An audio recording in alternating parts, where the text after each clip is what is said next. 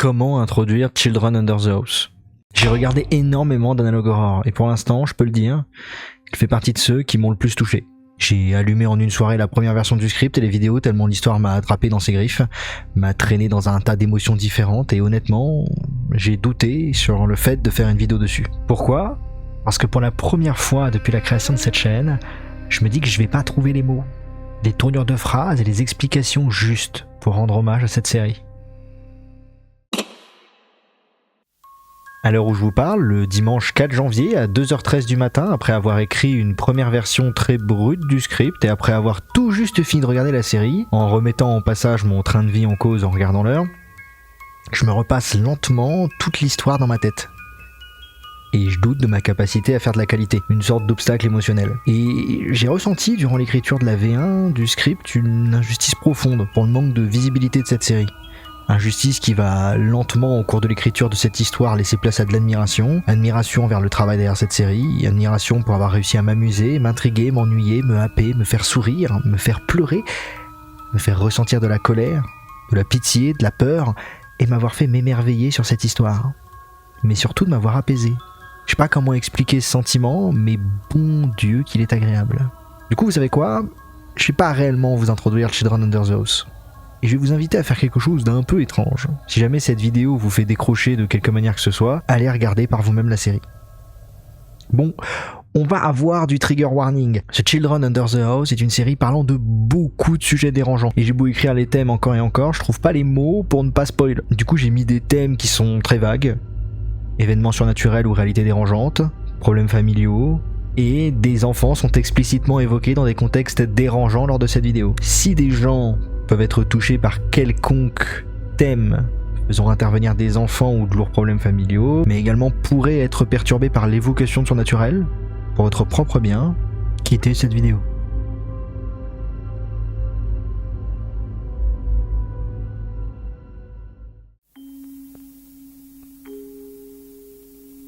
La semaine dernière, j'ai acheté un box de stockage saisie. À l'intérieur, il y avait un vieux bureau, un ordinateur obsolète et une armoire de classement. En tête de quelques documents indiquait le bureau de Julia Lou. D'après ce que j'ai pu trouver, elle était une thérapeute pour enfants reconnue à Kate's Crossing de la fin des années 70 au début des années 90. Son rapport d'autopsie indiquait qu'elle était décédée le 18 décembre 2015. À première vue, cela semblait être un butin tout à fait ordinaire. Ordinaire ? Si ce n'était pas pour la collection de cassettes VHS cachée dans le faux fond du tiroir de son bureau. Mais bon, la curiosité l'emporte.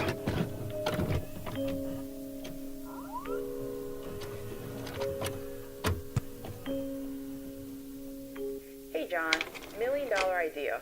A way to share a video without waiting on the mail. What do you think? Anyway, as I said on the phone, I think this may be the easiest way to get you up to speed on what I'm dealing with here.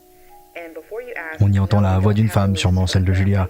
Elle tient correspondance avec un certain John à propos de moyens de communication rapides et d'une famille qui refuse que son image soit dégradée par l'écriture d'un livre sur eux. Un enregistrement sans réelle importance, à première vue. Et j'ai comme eu une envie d'en savoir plus. Jessica était née à Austin, au Texas. Elle n'a jamais réellement eu de problème à l'école, ni de difficulté à sociabiliser, ni avec ses camarades, ni avec les adultes. En outre, une enfant bien partie. Mais sa famille, pour des raisons professionnelles, a déménagé et a acheté une maison à Kate's Crossing. Ce fut une première épreuve pour Jess, qui était loin d'imaginer les conséquences que ces épreuves auraient sur elle. The child was born in Houston, Texas, where she never had issues in school or socializing with peers or adults. Les Clark, un couple qualifié de gentil, tenant un petit restaurant à deux. Carol et Adam, les parents d'une petite fille qui semble perturbée par le changement d'environnement, entendant des voix qui n'existent pas. Wednesday night to be exact. They think it was after midnight when Jess ran into her mother's room screaming. She claimed there were people living under the house. Adam, the child's father, fed up with having the child sleeping in the room, devised a simple solution. He brought her under the house, tried to show her that there wasn't anything there. But Jess was convinced she saw something. The girl got into a ball and screamed until her voice gave out. She's been mute since that day. Aller sous la maison fut ce qui scellera à jamais sa parole. Aucun problème médical ne fut détecté. Son cas a donc été classé comme étant de nature mentale, avec ses dessins pour seul moyen de communication. Le tout prend une tournure intrigante. Une famille partiellement fonctionnelle, Carol une mère intentionnée, Adam un père qui travaille beaucoup trop.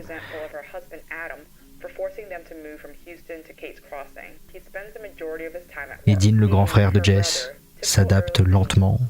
Jess est clairement désigné comme le maillon dysfonctionnel de la famille. Mais est-ce réellement le cas ? Elle sera suivie par Julia Lou, docteur en psychologie, qui s'occupera des problèmes de la petite Jess. Ces cassettes correspondent donc au travail du docteur sur le cas de celle-ci. La deuxième cassette correspond à leur rencontre. Une rencontre d'apparence banale, si Jess ne communiquait pas uniquement via des dessins ou des écrits. Pour rappel, elle est devenue muette. Le docteur lui demande comment va-t-elle, et celle-ci vient donc répondre d'une simple phrase. « Je vais bien ». La discussion continue sur les objectifs et le but de ces séances. Julia vient donc entamer la séance avec des questions plutôt banales. So how about we get to know each other? Would you like that?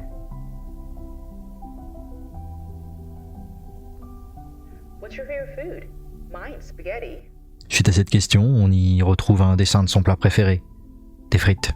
Le docteur Lou essaye d'en apprendre plus sur Jess pour bifurquer sur sa famille. Une question simple. Parle-moi de ta famille. Qui résulte en un dessin marquant. Une mère blasée, cuisinant l'air ennuyé. Un dessin du père, au travail. Ainsi qu'un autre dessin du frère, discutant simplement au téléphone. Et enfin, elle, seule, triste, accompagnée d'un nounours. La question venant naturellement en tête du docteur Lou est « Pourquoi faire cette tête ?» Mais la fillette, elle, ne répond rien. Va s'en suivre une autre question sur le nounours qui n'aura pour réponse qu'un lourd silence. Did your mom or your dad get him for you? That's very sweet. Tell me more about your friend. Je veux noter quelque chose ici. Elle fixait le coin de la pièce comme si elle attendait une autorisation. Elle a ensuite secoué la tête pour dire non. Ce sont les mots du docteur Lou, des mots reflétant l'état mental inquiétant de la petite Jess, mais également l'attention qu'elle accorde à ses amis. Un dessin sinistre et inquiétant, une tête étrange dessinée dans une sorte de fumée enveloppant ou cachant le tout. La conclusion du docteur Lou est sans appel, un ami imaginaire. Le docteur saisit donc l'opportunité de creuser la question. Une absence de réponse assez évidente, mais sur la transcription des enregistrements, quelques lettres apparaissent, formant clairement un nom. Est-ce l'ami imaginaire? Autre chose? En tout cas, malgré l'absence de réponse de la petite, quelque chose semble bel et bien là. Et à partir de ce moment précis, Jess ne répondra à aucune autre question posée par le docteur, qui, elle, sera tout de même contente des résultats de la première séance.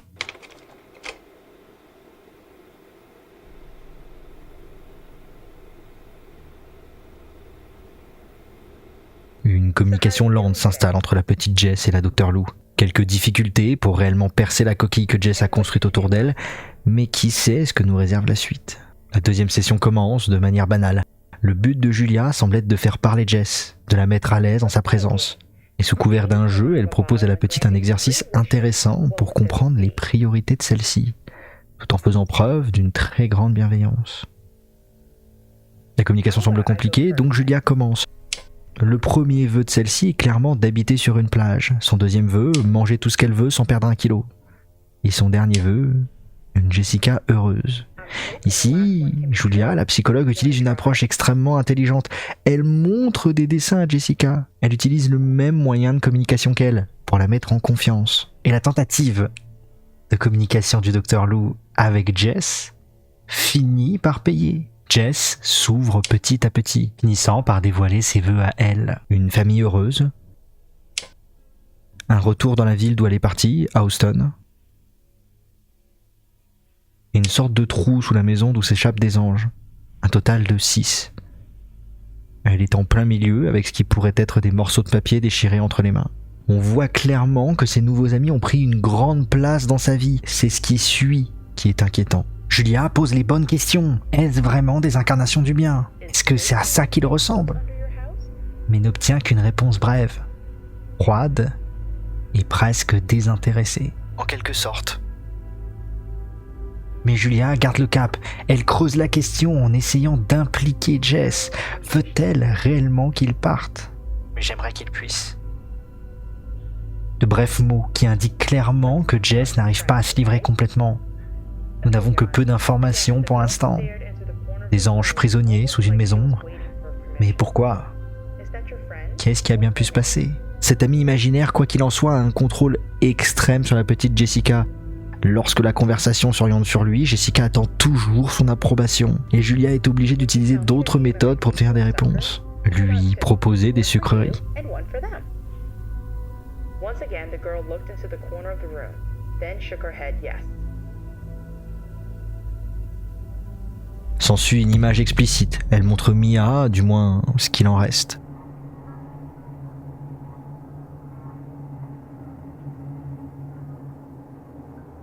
Est-ce son ami imaginaire ou est-ce un des anges qu'elle a dessiné?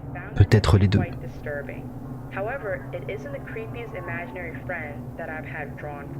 Nous allons trouver rapidement une réponse à cette question grâce au docteur. Son ami vit donc sous la maison.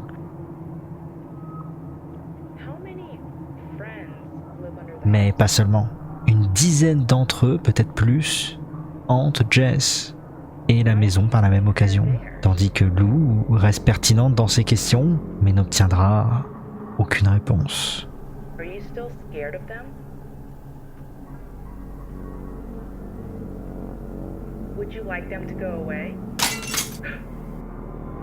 Au moment de cette question, un cadre situé dans le coin de la pièce tombe du mur, endroit où se tenait visiblement son ami. Coïncidence ou est-ce que cet ami imaginaire a réellement le pouvoir d'influencer ce qui l'entoure? Le tout amplifie le cas inquiétant de Jessica, surtout pour cette dernière question. Aimerais-tu qu'il s'en aille? Ici, l'ami imaginaire et réel semble clairement l'avoir mis en colère. Julia, de son côté, rationalise la chose. Le problème doit forcément venir d'ailleurs. Ce qui est certain, c'est que Jess a besoin de parler. Un travail à la maison traverse l'esprit de Julia et va donc être établi pour essayer d'arranger la communication. S'additionne un simple problème de rat vengeur de bonbons.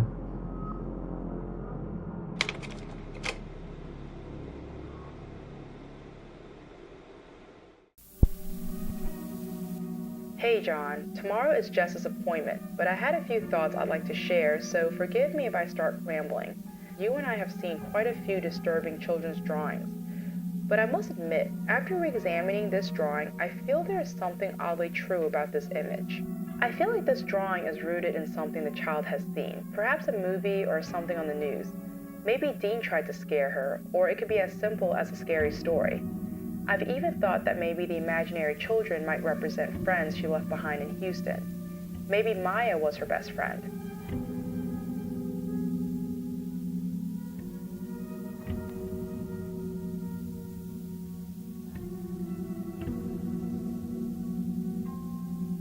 Hey Jess, would you like to play another game?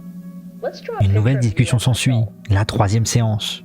Julia explore ce à quoi aspire Jess. Elle veut devenir médecin pour aider les gens. Le docteur essaye une nouvelle fois d'approcher le jardin secret de l'enfant en parlant de Mia. Mais Mia ne pourra pas grandir. Alors que Jess regardait le coin de la pièce, en l'attente de la réponse de son ami imaginaire. Devenant de plus en plus instable, Jess se saisit d'un crayon, tandis que pour la première fois, Mia nous parle dans la transcription. Jess. Mais rien de la part de Jessica. De plus, la réponse s'adresse directement à celle-ci. Jessica obéit et ne répond à rien. Malgré l'attitude plutôt orientée sur le rejet montré par Jess, Julia continue de creuser en prenant des risques, en posant une simple question. Tout le monde grandit, Jess.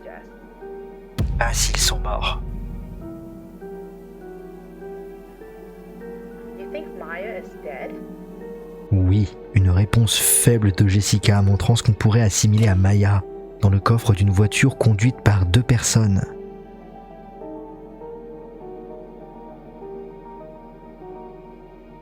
Voiture qui aurait eu un accident.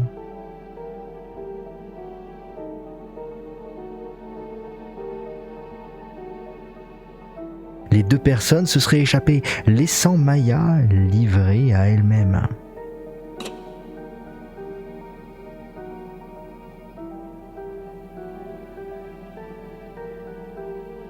Julia va soulever les bonnes interrogations. Pourquoi était-elle dans le coffre ? Mais d'autres questions s'ajoutent. Comment l'accident s'est-il déclenché ? Qui étaient les conducteurs ?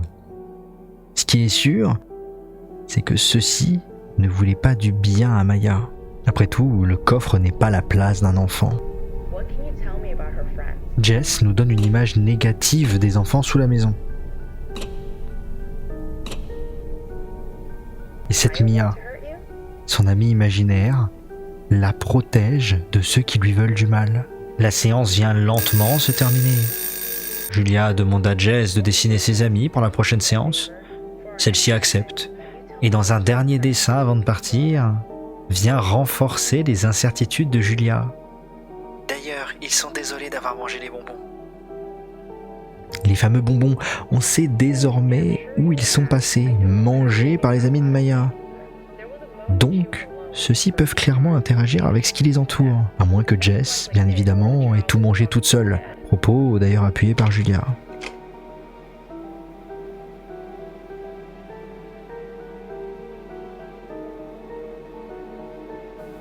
Usually my conversations with Mrs. Daniels don't extend too much beyond the session and pleasantries. But this time I could tell the woman was in distress. Va s'en suivre une conversation avec Carol, la mère de Jess, à propos de cette fameuse Maya. La mère s'inquiète, la docteure la rassure sur les événements. Les amis imaginaires sont fréquents chez les enfants. Pas de quoi s'inquiéter. La discussion bascule sur la famille Clark. When I questioned her curiosity, she mentioned that they have found some old toys, such as Jess's bear, a toy truck, and a few other things. Mrs. Daniels also mentioned that Jess has been taking things and hiding them in her room, as well as under the house. I'll have to ask her about this in the next session. J'enverrai les devoirs à Adam après avoir eu l'occasion de parcourir l'enregistrement de la séance.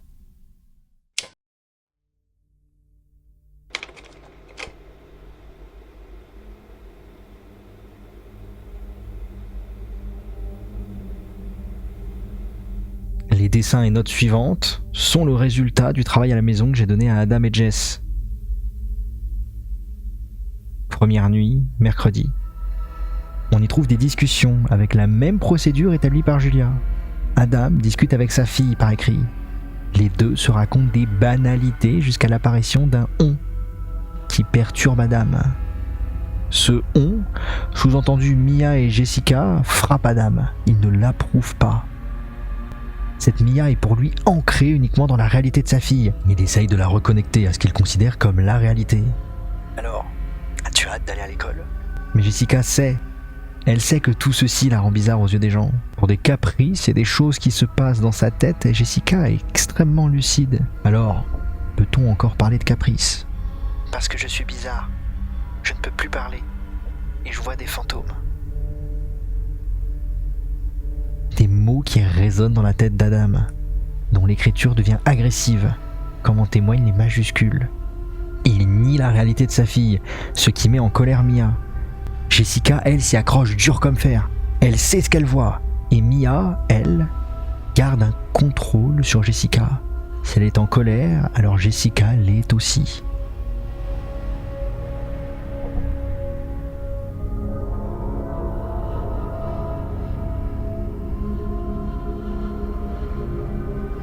Adam, défaitiste, arrête la discussion ici. Un premier jour mouvementé. Deuxième nuit, jeudi. Adam engage la conversation et Jessica raconte simplement ce qu'elle a fait avec son ami imaginaire. Jouer et raconter des histoires.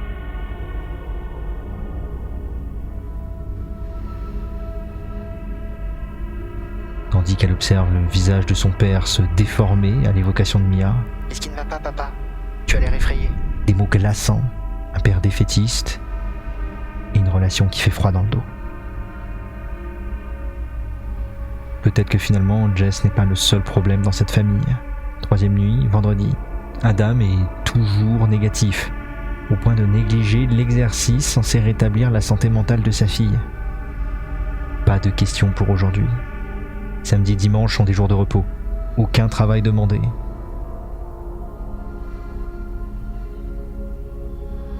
Lundi, Carol et Adam étaient censés s'occuper des devoirs ensemble. Mais Adam semble avoir lâché l'affaire. Carol s'en charge donc seule. Carol se demande si elle réentendra un jour la voix de sa fille. Celle-ci lui répond froidement, pas d'espoir, seulement l'amertume de l'incertitude. Carol évoque le fait de revenir à Houston, mais Jessica rejette l'idée. Elle se dit prisonnière de l'endroit. Pire, pour elle, ils le sont tous. Le vœu de Jessica pour revenir à Houston n'est désormais qu'un simple souvenir enfoui. Carol se demande qui peut bien les menacer, et Jessica sait. Elle sait que Carol est au courant. Je sais que tu les as vus, dans les coins flous de ta vue, que tu as entendu des choses, que tu as vu des choses qui n'étaient pas là où tu les avais laissées. Ils sont tout le temps là, les enfants sous la maison.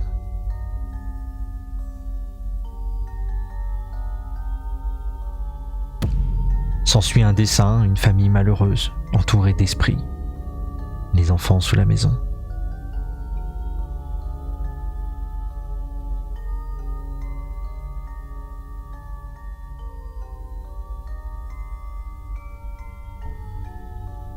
Nous faisons partie de leur famille maintenant. Et on ne peut pas abandonner sa famille. Pas vrai ?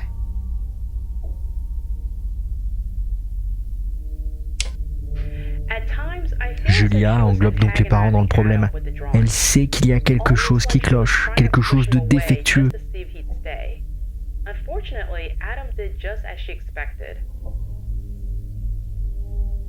Et sait que Jess ne parlera pas tant que ce problème ne sera pas réglé. Sa première idée est recommander un bon conseiller conjugal à Adam et Carol.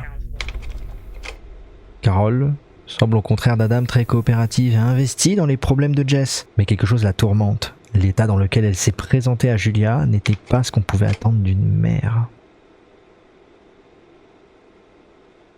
Plus tôt dans la journée, Carol est passée au bureau à l'improviste, m'a remis un dossier contenant des dessins supplémentaires de Jess. Et je pouvais dire qu'elle avait pu. Mais ce n'était pas au point de me faire penser que cela affecterait son raisonnement. Ce qui n'est pas inclus sur cette cassette provient de ma mémoire. Quoi qu'il en soit, je pense que tu les trouveras inquiétantes.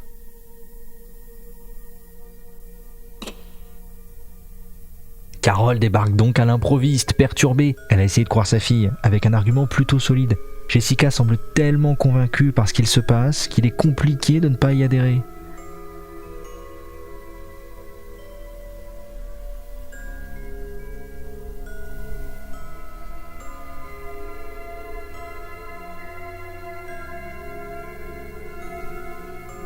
Elle dénigre ouvertement sa fille auprès du docteur avant de lui raconter ce qu'il se passe, de lui faire part de son expérience et de ses croyances. J'ai commencé à les voir aussi, docteur Lou.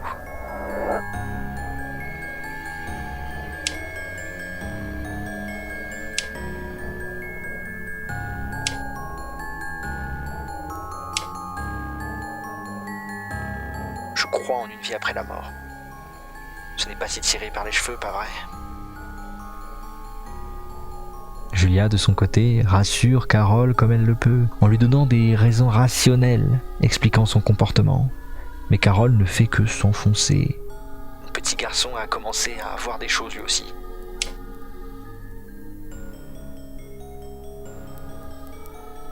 Des choses qu'il ne peut pas expliquer.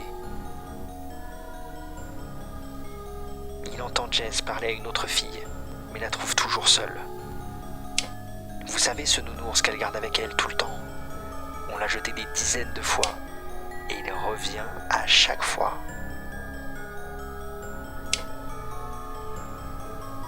Malgré la chute, Julia, elle, sert de filet. Elle lui propose des solutions. Un confrère pourra peut-être les aider. Mais Carol rejette simplement l'offre. « Je n'ai pas besoin de ça, je sais que tout ça est dans sa tête. » Julia essaye de creuser la question, et Carol, désorientée, lui donne une réponse glaçante. « J'ai fait creuser dans tout le jardin. chaque centimètre, chaque arbre sous la maison. La police a même emmené des chiens.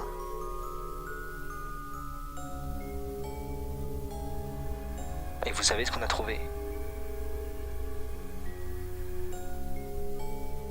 Rien. Il n'y a pas d'enfants sous la maison, juste une boîte avec des jouets et des menus d'un vieux restaurant, le Burger Shack. Merci de m'avoir écouté. Madame pense que nous avons tous perdu la tête. C'est juste bon d'avoir quelqu'un à qui parler. J'ai encore besoin d'appeler les Clark, voir s'ils veulent récupérer leurs affaires. Nous vous verrons demain. Au revoir. Carole est une mère en or, capable d'aller très loin pour essayer de comprendre sa fille. Mais Julia soulève un point intéressant, sa capacité à se remettre en question. Le couple semble faire des efforts pour retrouver une harmonie et une stabilité familiale, quitte à avoir un contre-coup, leur mariage. Adam called and asked if I had a reference for a marriage counselor. This is an incredible step forward. I'd like to think that it was something I did, but the likelihood is Carol's recent actions have had an effect. Or at least in his own words, it's time to focus on what's important. This gives me a tremendous amount of hope. Even if they can't save their marriage, they may be able to learn how to cope and keep their problems from spilling onto Jess.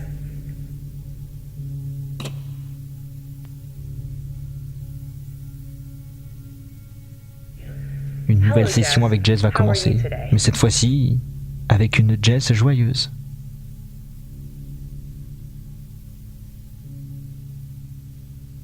Des cordialités s'échangent et Julia joue le jeu de Jess. Oh, hello Maya. So what's new with you? Adam, de son côté, est clairement en voie de rédemption. Il cherche à se racheter de son absence. Lettre d'Adam. Salut chérie, je suis désolé à propos de ces dernières semaines. Je suis désolé de beaucoup de choses. Je peux faire mieux. Et je vais faire mieux pour toi. Ta mère et ton frère. Je vous aime tous. Plus que je ne m'aime moi-même. Et je vais commencer à vous le montrer. Je suis prêt à te croire. Une simple discussion s'installe. Discussion qui mènera inévitablement à Mia. Et vous vous souvenez des dessins que Julia avait demandé à Jess? Les dessins de ses amis? Note, John, I thought I was prepared to see what she wanted to show me. I was wrong.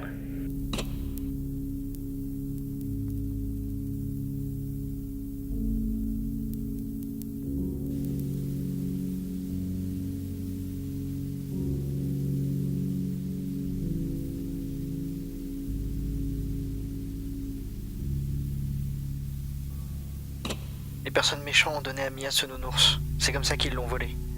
Mia souhaiterait ne jamais s'être éloignée de sa famille. Ici, voler veut sûrement dire ôter la vie. Mia a donc été attirée avec ce nounours. Premier dessin, la famille de Mia.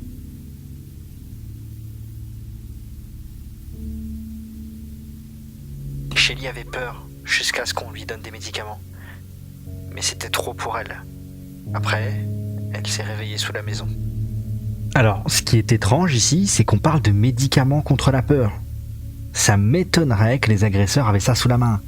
On peut donc supposer que Shelly a été droguée et a fait une overdose. Dessin de Wendy. Wendy se rappelait d'être morte avant sa mort. Être morte était censé être une délivrance. Mais c'était un nouveau piège. Une nouvelle prison. Dessin de Zach. Zach ne se souvient pas de sa famille. Chaque jour était flou jusqu'au dernier jour. Zach a été placé dans un feu après que sa nuque soit brisée. Dessin de Brad. Il est resté longtemps dans un endroit sombre. Ils l'ont oublié et il est mort. Il pense que son corps est toujours là où ils l'ont laissé. Marc. Marc se rappelle fuir, mais il n'est pas allé bien loin. La dernière chose dont il se rappelle est un gros bang. Puis il s'est réveillé sous la maison. Kate. Kate est la plus terrifiante des enfants sous la maison. Elle a une main pour chaque main qui l'a blessée. On peut y voir un total de 12 mains. Julia imagine le pire. Une enfant peut-elle vraiment imaginer tout ça? En tout cas, ce qui est sûr, c'est que quelque chose cloche, notamment au niveau de la perte de sa voix, mais également de ce qu'elle sait. Pas tout le monde sous la maison voulait parler. La plupart se rappellent de rien. Mais ils sont en colère parce qu'ils veulent se rappeler. J'ai échangé ma voix contre mes yeux. Ils avaient besoin que je puisse voir. Donc j'ai dû donner quelque chose pour avoir autre chose. C'était le seul moyen de voir mes amis.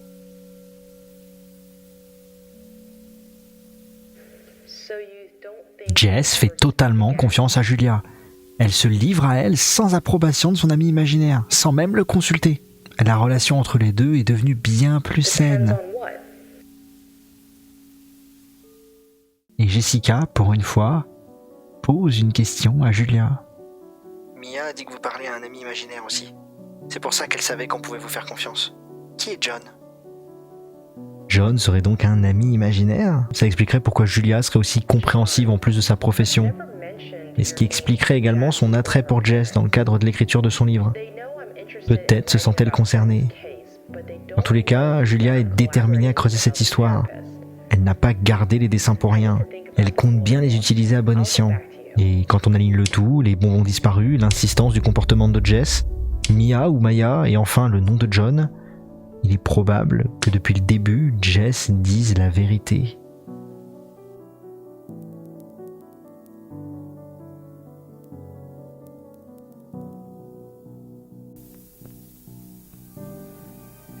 John, I know you disagree, but I'm leaving for the library. I have to know if any of this is true. Julia manque d'explications logiques. Armée des dessins de Jess, elle s'empresse d'aller vérifier sa théorie. Est-ce que tout ça est réel? I have never mentioned your name. Your name isn't written anywhere in my office. It's not even on the tapes. Elle part à la bibliothèque pour en avoir le cœur net. Et après une journée de recherche acharnée, celle-ci fait une découverte surprenante.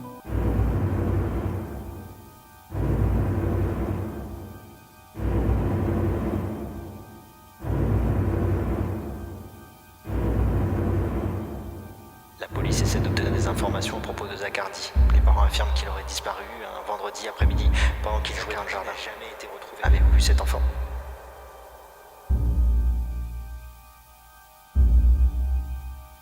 Wendy Peterson, âgée de 8 ans.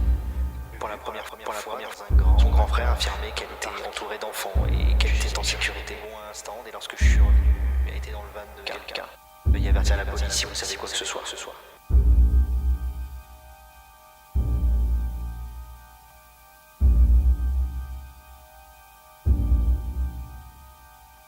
Kate Jones, enlevée. Enlèvement d'enfants ou tueur en série.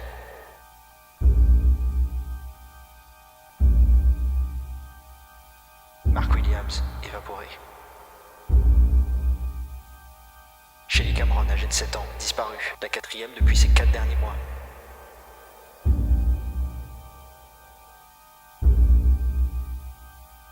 Des dizaines d'enfants sont rapportés disparus.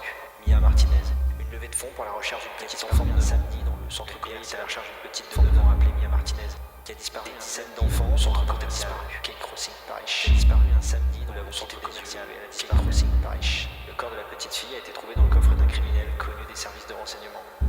Un accident, la petite fille qui a disparu depuis samedi fin à la vie de Mia Martinez. La petite fille qui a disparu depuis samedi, c'est kidnappeur, Ralph Kemp, âgé de 43 ans, et Jerome James, âgé de 38 ans. Les deux fréquentaient souvent les résidences Parish. Les suspects se sont accidentés extrêmement alcoolisés. La petite fut retrouvée dans le coffre de leur véhicule. Il est supposé que celle-ci soit victime d'un trafic d'enfants dans leur fréquentait souvent. L'autopsie a révélé de grandes doses d'héroïne dans son organisme. Coïncidence, accident, meurtre volontaire, kidnappeur, Ralph Kemp, âgé de 43 ans, et Jerome James, âgé de 38 ans. Les deux fréquentaient souvent les résidences Parish. Les suspects se sont accidentés extrêmement. They're all real, John. They were someone's children, someone's babies.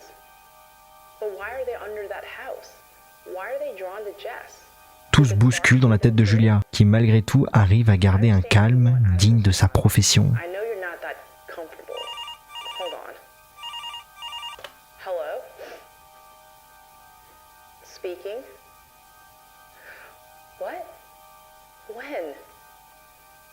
I understand. Thank you.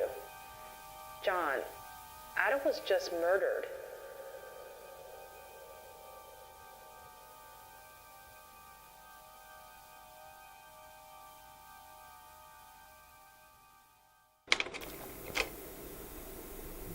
Adam's funeral went like you might imagine. I didn't expect a big turnout though. Chaleureux peut-être. Ce qui est sûr, c'est qu'Adam aura eu un enterrement digne de ce nom. Mais la mort d'Adam pourrait causer le départ de l'entièreté de la famille, qui retournerait donc à Houston. Or, on sait maintenant que tout est vrai. Que les enfants ne laisseront pas Jess partir. I should be hopeful, but I keep thinking about what she wrote in the homework. Ils me laisseront jamais partir. La présence d'esprit de Julia laisse place à de l'indécision. Perturbé par les événements, tout se mélange dans sa tête. Et le doute s'insinue doucement dans son esprit. Le tout mêlé au désir d'aider ceux qui se trouvent sous la maison. Mais rien ne presse. Julia a encore du temps avant que les Daniel ne partent. Tandis qu'un nouvel entretien se profile. Un entretien porteur de vérité. Adam a été pris, enlevé à la vie. Je ne l'ai pas perdu, il a été pris. Alors que Jess montre un dessin de Adam qui se fait tirer dessus, et un enfant que l'on peut assimiler à Shelly. La petite est habituée à ce genre de choses. Sa vie est devenue bien plus sombre depuis qu'elle a déménagé. Je suis en quelque sorte habitué à ça. On découvre également que Shelly aimait suivre le père de Jess, et le tueur lui semblait familier, qu'elle avait déjà entendu sa voix, mais que tout est très confus. Elle ne s'en rappelle tout simplement plus. Elle est désolée, mais elle ne se rappelle pas de tout, juste quelques brefs souvenirs. Julia est déterminée à aider ses enfants, elle veut comprendre, savoir ce qui leur est arrivé. Sa détermination va bien au-delà d'un simple livre. Et bien entendu, Jess et Julia ne sont pas seuls. Et pour une fois, Jess semble clairement tenir les rênes.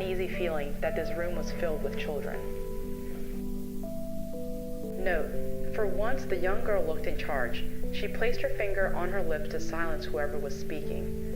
Finally, she pointed across Cette relation, cette histoire les a rapprochés et les a fait tous les deux grandir. De la nourriture, ils se souviennent d'avoir entendu des gens parler. C'était bruyant, mais les médicaments rendaient tout plus silencieux. Il faisait sombre. Tous se souviennent de l'obscurité. Certains se rappellent plus de visages que d'autres. De l'argent, qu'il y avait toujours de l'argent. La femme était gentille, elle apportait toujours à manger. Mark a dit que c'était peut-être un homme. Lui aussi était gentil, il apportait des jouets. Et d'ailleurs, tu ne m'as pas dit qui était John. Une nouvelle vérité tombe. John n'était pas un ami imaginaire.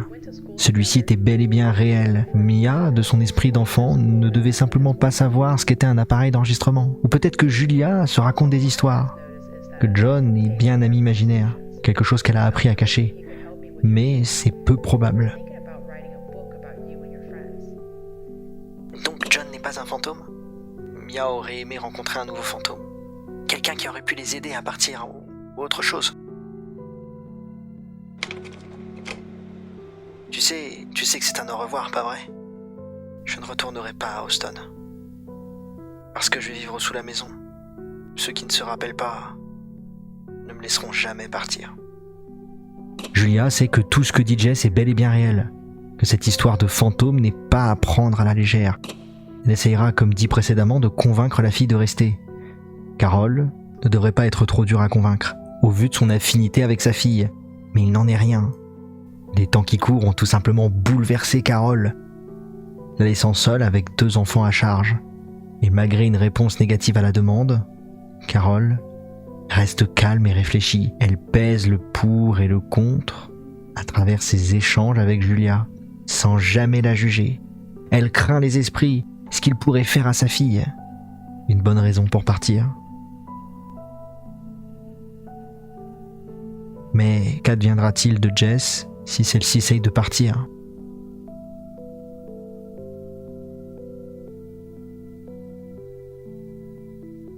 Jess's last session was 2 weeks ago. The next day, Carol left with Dean and Jess. They didn't get more than 2 miles away from the house when Jess had a violent seizure. Ils ont fini par prendre Jess. Jess hasn't been the same since. She no longer communicates. She just sits in the corner, blankly staring at the wall. Talk later, John.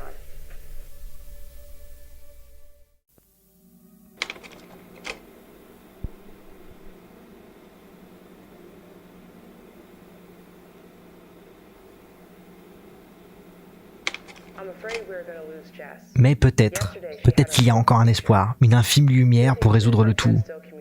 Aider Jess et les enfants sous la maison.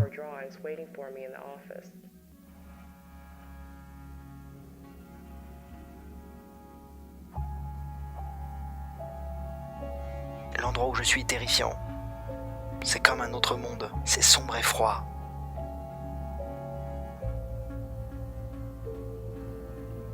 Papa n'est pas ici. Shelly a dit qu'il s'en est allé. Papa a essayé de l'atteindre pour la prendre avec lui. Mais quelque chose l'a maintenu ici. Quelque chose nous garde tous prisonniers ici. Ils sont complètement perdus. Ils essayent de se rappeler, mais ils n'y arrivent pas. Ils sont prisonniers d'une boucle qui ne fait pas de sens. Ils se rappellent uniquement de brides de souvenirs. Est-ce que ça va m'arriver à moi? Dis à maman qu'elle peut s'en aller. Je vais m'en sortir. Dis à maman et Dean que je les aime.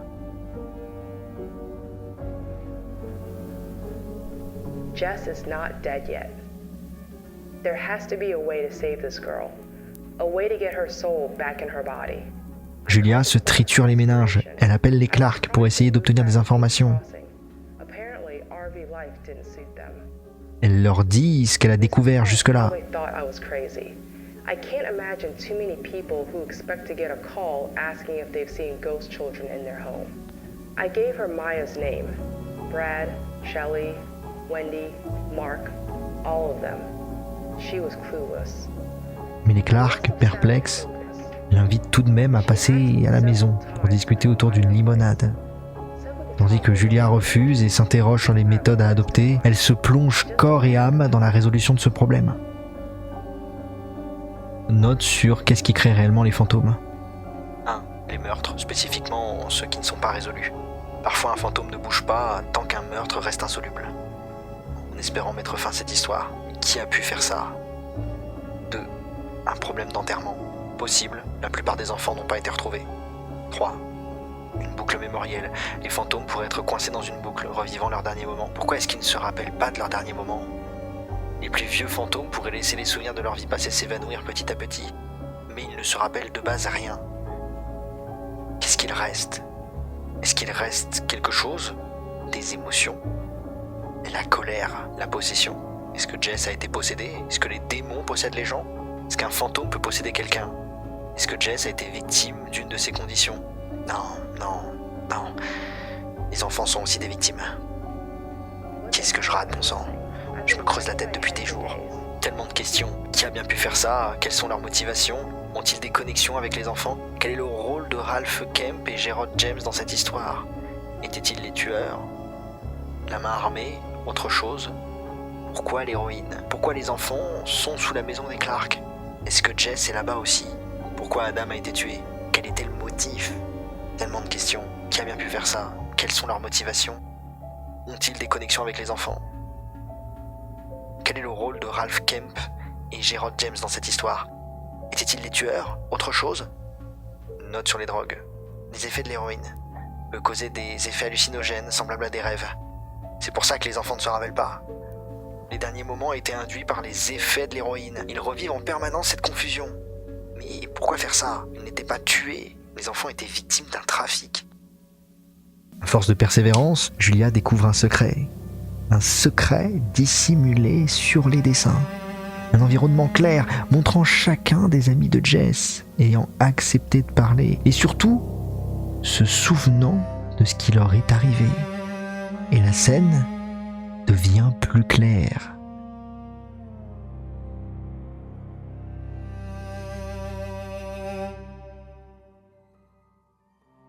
Le restaurant Burger Shack et dans la tête de Julia, tout devient clair.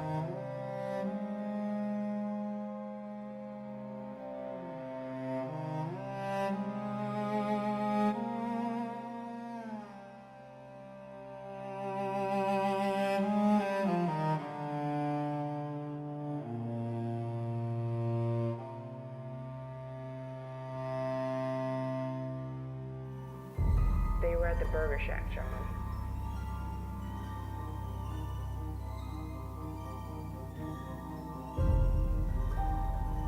And who do these drawings look like?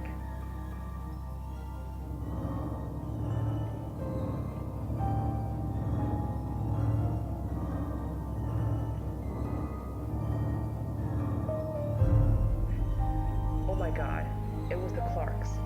And I've told them everything. I need to go to the police. But who's gonna believe this? The Clarks are one of the most prominent families in Kate's Crossing. Mais plusieurs problèmes se posent. I need to get Carol and those kids out of that house. And I shudder to think what would have happened if I took Mrs. Clark's offer for lemonade. I'd probably be under that house too. Hello? Really? That's incredible news. Yes. Un rendez-vous entre Carol et Julia se profile à l'horizon pour régler une bonne fois pour toutes cette affaire. Julia se rend déterminée chez Carol. Elle sait ce qu'il s'est passé. Les Clark, Adam. Et maintenant que le crime est partiellement résolu, Jess a pu se réveiller. Comme le prédisaient les notes de Julia. If I or any of us disappear, it was the Clarks.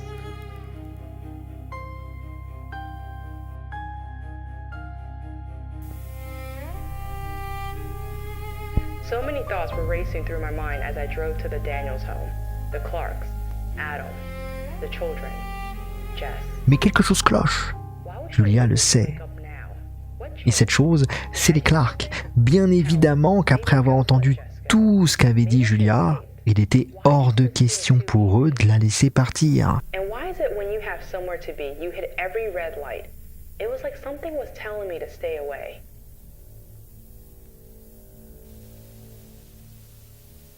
De les laisser partir. The moment I walked through the front door, I found Mr. Clark pointing a gun in my face. Jess wasn't awake. I was lured here, and I didn't need to guess why. Ils savent donc ce qu'il leur reste à faire. Ils doivent les faire disparaître. Tout avait été judicieusement ficelé par les Clark depuis le début. Ils comptaient en finir ici en brûlant l'endroit et les cadavres de Julia et de Carol et sa famille par la même occasion. La mort d'Adam était leur œuvre, avec pour espoir que le reste de la famille parte, dans l'espoir d'éviter de tuer plus d'enfants. Pour éviter d'en tuer un de plus, mais désormais ils sont dos au mur. Julia, elle, garde la tête froide, elle sait que Jess n'est pas loin, elle en profite pour provoquer les Clark sur leur raisonnement absurde. Ils ne s'étaient pas posé la question pour les autres enfants, comment pourraient-ils être des gens bien ? Carol, à l'inverse, glisse doucement dans un état de panique, tandis que les Clark n'ont aucun mal à répondre aux provocations de Julia en essayant de justifier leurs actes par le besoin d'argent. Un besoin qui aurait été vital. Mais ça n'excuse en rien leur attitude exécrable. La famille exemplaire est en réalité pourrie de l'intérieur. Alors qu'ils s'apprêtent à les exécuter, Julia tisse sa toile. Elle connaît mieux que quiconque dans cette pièce la psychologie humaine. Suivi cette affaire de très près. Et, plus que tout, est au courant pour les esprits. Elle sait que quelque chose ici réclame vengeance. Piège, finement tendu, un hameçon jeté à l'eau. Et les Clark, ignorants, s'engouffrent dedans, énonçant innocemment le nom des victimes, tourmentées par leurs actes. Ça ne s'oublie pas. Mia, Mark, Wendy, Shelly, Zach, Brad, Kate, Sue, Wes, Yoon, Linda, Kristen, Gladys. Ils les ont enfermés dans des cages, livrés en pâture à des êtres abjects. Le plus important pour Julia, c'est que les Clark ont mordu à l'hameçon. Les fantômes, les enfants sous la maison vont enfin pouvoir avoir ce qu'ils voulaient depuis des années.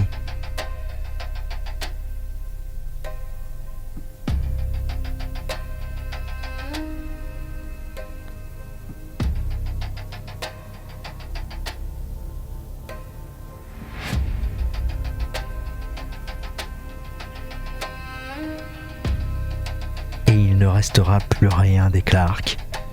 pas même une goutte de sang.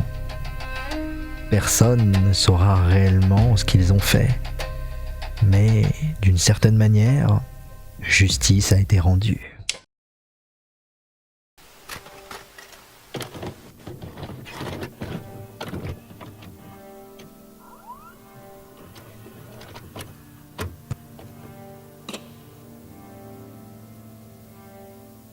It's been 2 weeks since Jess woke up. Carol said things felt different. À toute cette histoire, un semblant de paix s'installe de nouveau dans la maison. Jess n'a néanmoins toujours pas récupéré sa voix, mais cela ne l'empêche pas d'être heureuse. Elle continue de communiquer via de simples dessins qui prennent tout d'un coup une symbolique moins lourde. So how are you today?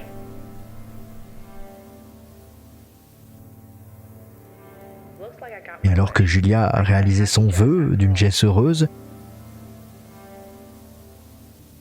celle-ci a également réalisé le sien.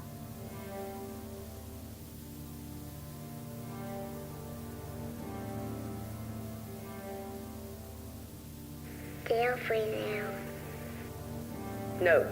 Et dans un soulagement, Jess aussi finit libérée. Julia se remémore lentement ce qu'il s'est passé. Son ambition d'écrire un livre semble bouleversée par cette histoire. Peut-être qu'écrire un livre sur cet événement serait l'éroder à tout jamais dans son esprit. 10 ans plus tard, Julia hésite à détruire ses cassettes, peut-être par respect pour les gens qu'elle a aidés. Son ancienne patiente est devenue une amie, dont elle prend des nouvelles. Et cette histoire tient désormais au passé. Jess seems to be happy. She's about to graduate and move to New York for college. Carol says she doesn't remember Maya or the ghost children. Neither her or Dean ever bring it up. And maybe neither should I.